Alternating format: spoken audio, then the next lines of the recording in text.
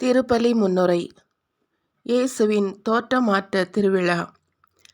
இயேசு தான் விண்ணேற்றம் அடையும் நாள் நெருங்கி வருவதை உணர்ந்து விண்ணேற்ற காட்சியின் சிந்தனையை தமக்கும் தம் சீடர்களுக்கும் தர உருமாற்ற நிகழ்வை நிகழ்த்தி காட்டினார்.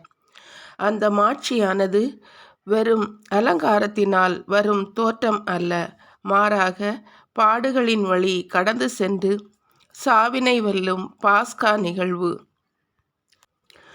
பொதுவாகவே நாம் துன்பங்களை விரும்புவதில்லை. இயேசுவின் சீடர்களும் இதற்கு விதிவிலக்கல்ல. அவரோடு இருந்தவர்களே துன்பங்களை விரும்பவில்லை. இயேசு முதன்முறை தம் பாடுகளை அறிவித்த போது அதை எதிர்த்தவர் பேதுரு. எனவே துன்பங்களை எதிர்த்த பேதுருவை இயேசு கடிந்து கொள்கிறார்.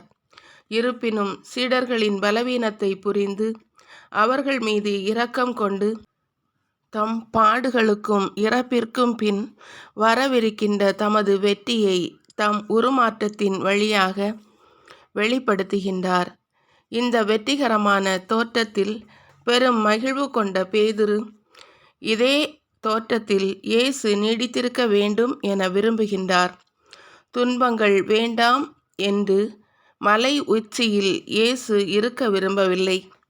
மலையிலிருந்து கீழே இறங்கி வருகிறார். துன்பங்கள் வழியாக வாழ்வு உண்டு, சிலுவை வழியாக மீட்பு உண்டு என்பதை சீடர்களுக்கு உணர்த்துகின்றார்.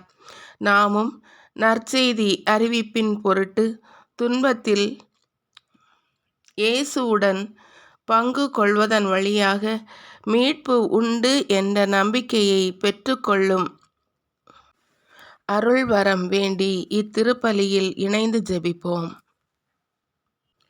முதல் வாசக முன்னுரை. இன்றைய முதல் வாசகம் தொடக்க நூலிலிருந்து எடுக்கப்பட்டுள்ளது. கடவுள் மனிதனோடு செய்து கொண்ட உடன்படிக்கையின் உறுதிப்பாட்டை இப்பகுதி விவரிக்கின்றது. எல்லா விதத்திலும் ஒத்துப்போகும் பங்குதாரரிடம் பெறப்படும் உடன்படிக்கை போலல்லாமல் தாமே உறுதிப்படுத்தி வழிநடத்தும் தம் சொந்த மக்களோடு கடவுள் உடன்படிக்கை செய்து கொள்கின்றார். ஆபிரகாம் கடவுள் மீது வைத்திருந்த எதிர்நோக்கு இல்லாத நம்பிக்கையே அவர் தம் மக்களுக்கு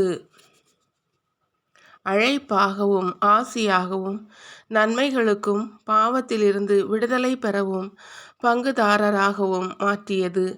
கடவுள் விரும்பும் வகையில் வாழும் ஒவ்வொருவருக்கும் இது பொருந்தும். விலங்குகளின் பலியை அல்ல, தன் சொந்த மகனையே பலி கொடுத்து மக்களினம் அனைத்தையும் மீட்டு கொண்ட கடவுளின் வார்த்தையை கருத்துடன் கேட்போம். இரண்டாம் வாசக முன்னுரை.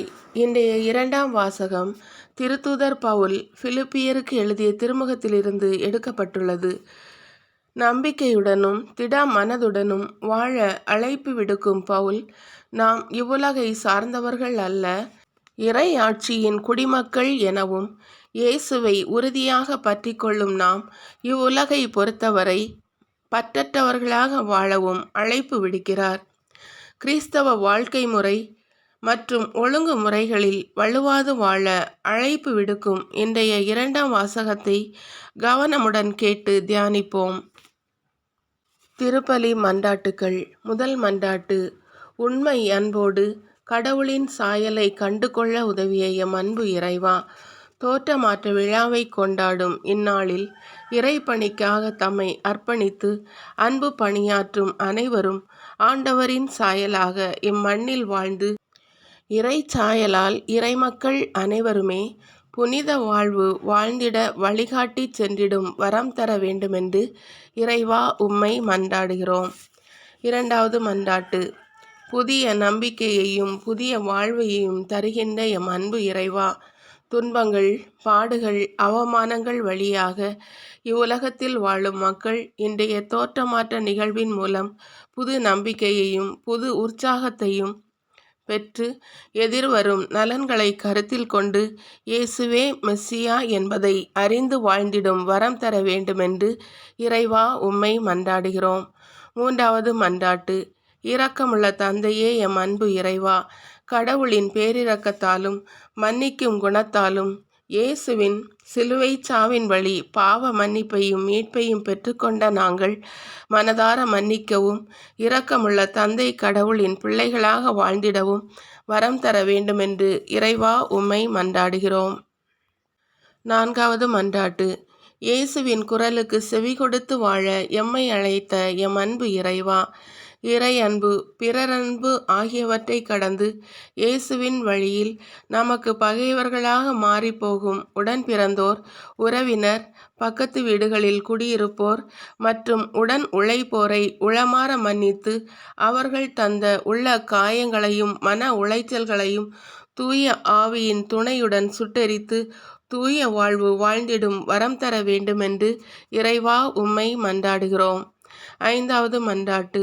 உடலாலும் உள்ளத்தாலும் உருமாற்றம் பெற எம்மை அழைத்த எம் அன்பு இறைவா, வெளிவேடத்திலிருந்து மனமாற்றம் பெறவும் உள்ளொன்று வைத்து புறமொன்று பேசுவதும் உள்ளொன்று வைத்து புறமொன்று வாழ்வதும் ஆகிய சுயத்தை விட்டொழித்து கட்டளைகளை முழு உள்ளத்தோடு கடைபிடித்து சமூக அக்கறையுடன் அனைத்து தரப்பு மக்களோடும் உடனிருந்து உற்சாகமூட்டி உருவாக்கிடும் வரம் தர வேண்டுமென்று இறைவா உம்மை மன்றாடுகிறோம்.